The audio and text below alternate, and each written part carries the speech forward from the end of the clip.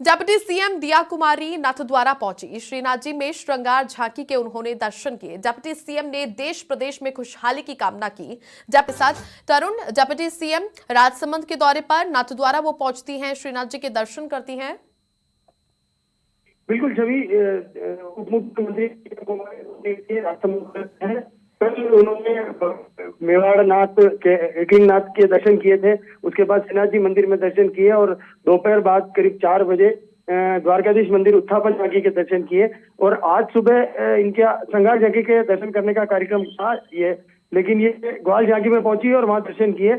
मंदिर परंपरा अनुसार उनका समाधान करवा के स्वागत किया गया। इस दौरान कुंभलगढ़ विधायक सुरेंद्र सिंह राठौड़, राजसमंद जिला अध्यक्ष मान सिंह बारट के अलावा बड़ी संख्या में भाजपा पदाधिकारी और कार्यकर्ता साथ मौजूद रहे। छवि, क्या कुछ कार्यक्रम?